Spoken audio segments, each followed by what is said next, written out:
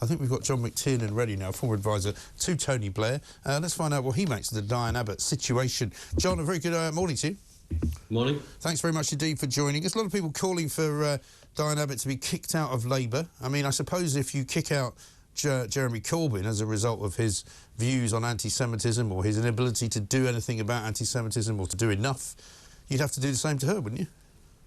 They're two very different cases. Jeremy Corbyn was the leader of the Labour Party during a period in which we were investigated by the EHRC. The only other political party in the UK ever investigated was the BNP. We were found to be institutionally anti-Semitic, and Jeremy Corbyn would not accept the entire report.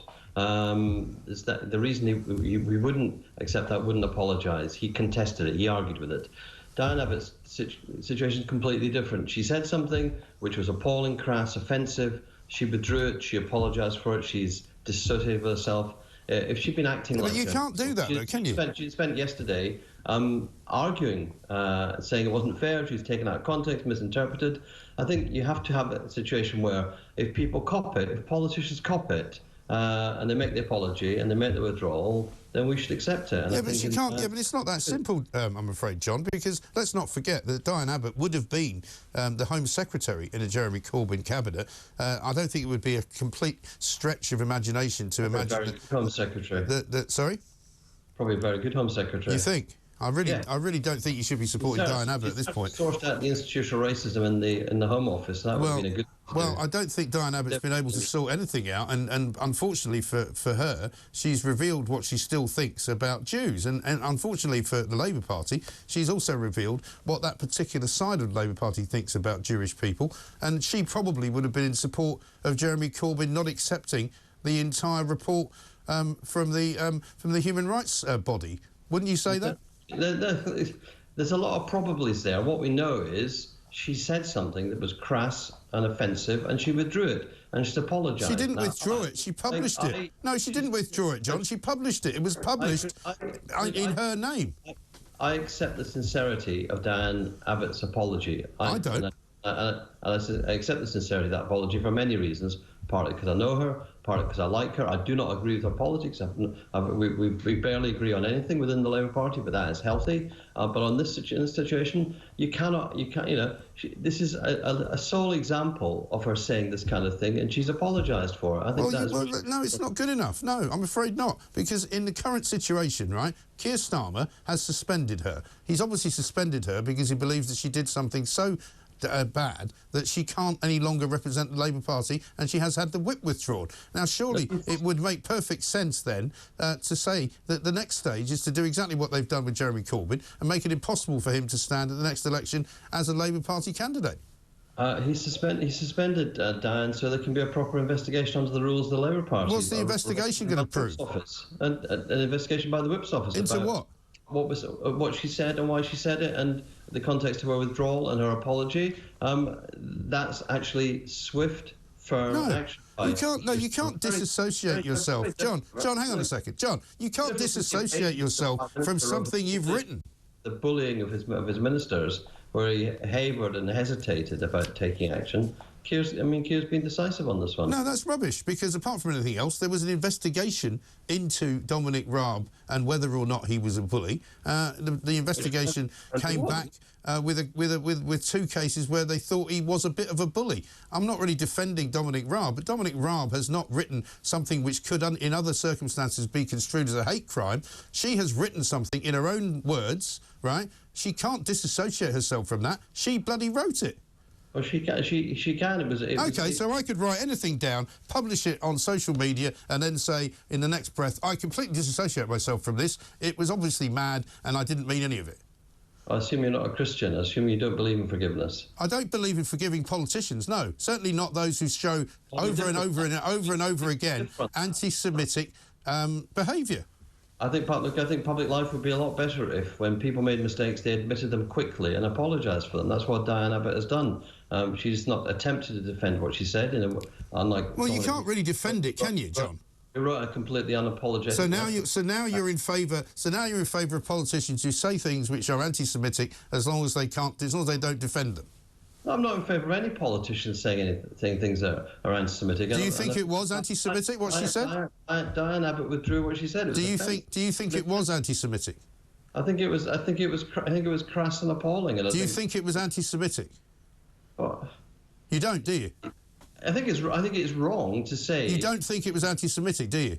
No, I think it's wrong to try to make this difference between prejudice and racism. And I think Diane accepted that, and she said it in her apology. Okay, well, I'll try one more time. Do you think it was anti-Semitic? I think it was wrong. Yes or no, John? I think it was wrong. Why can't you say yes or no? You're like Keir Starmer and women. Why can't you say yes or no? I'm not like the apology was made by Diane Abbott for something that she said is wrong, and she dissociated herself. Okay. Do you think Diane Abbott... All right, let me ask you another question. Do you think Diane Abbott is anti-Semitic? She's a friend of yours. I don't think Diane Abbott is anti-Semitic. You don't think so? No. So why do you think she wrote something that was anti-Semitic? What I know, I've got no idea why that letter was published under her name. What I do know... Well, it was published under her name because she wrote it and sent it in. I do know she withdrew it and she apologised for it. That's not good enough. No, for me that is good enough. Well, that's why the Labour Party is in the place that it's in, and why they've got a problem with Jewish people. That's why we're 15 to 20 points ahead of the Tories. Well, it used to be a lot further ahead before Keir Starmer opened his mouth. Well, look, it used to be a lot further ahead because of Liz Truss. Let's have Liz Truss back. Look, the Tory party are unable to solve a single problem from stopping the boats cutting inflation. Right. Why do you think it is that Keir Starmer has reversed his position on almost everything that he has ever said? I don't believe he has. Well, he has. You can see the Times piece that was written perhaps on Sunday. Did you read that? No. You didn't? Well, you should. Because in there, they give chapter and verse on his record as the DPP, his record on all manner of issues, which he's flip-flopped around on, and every single belief that he now has, he didn't used to have. No, people change their minds when they become politicians from being bureaucrats. Here's a politician now. And people change their minds as politicians when they get the reality of governing. And the world has changed since the hyperinflation. The world has changed since the invasion of Ukraine. The world has changed since the pandemic. The world has changed since Keir ran to be leader. And I'm very thankful we've got a leader who isn't actually a follower of Jeremy Corbyn. We've got a leader who is mainstream, the Labour Party and mainstream with the public. So you think that Keir Starmer should lift the suspension of Diane Abbott then, do you? No, I think there's a Labour Party process now, a disciplinary process, and that should go on. All right. And under what circumstances do you believe she should be kicked out of the party then? If the investigation finds out what? Well, I personally don't think Diane Abbott should be thrown out of the Labour Party. Under any circumstances? Well, not for writing something anti-Semitic. Not for. I don't think somebody who apologises and withdraws and dissociates themselves from something should be thrown out of the Labour Party. You can't disassociate yourself from something you've written. She wrote it herself. She didn't support somebody else. She wrote it herself. Yeah.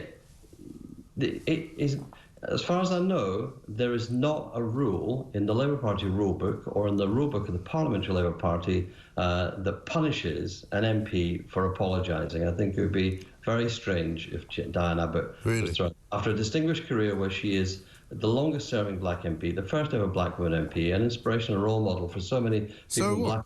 That doesn't give her any special privileges. It gives her a particular status in the Labour Party and a particular status in politics. So she can basically get away with anything then, in other words? She's a truly significant politician. What significant? For what reason? Because she's the first black woman. I see. So that's significant now to you, is it? Don't you think that's a bit racist? That is significant to our country. Is it? To a black woman MP. Oh, really? Of course it is. Right. Well, she also wears two different shoes. You know, that doesn't make it significant. To get the first black woman MP in the face of the racism in our country, the institutional racism in our country. Well, how long has she been an MP?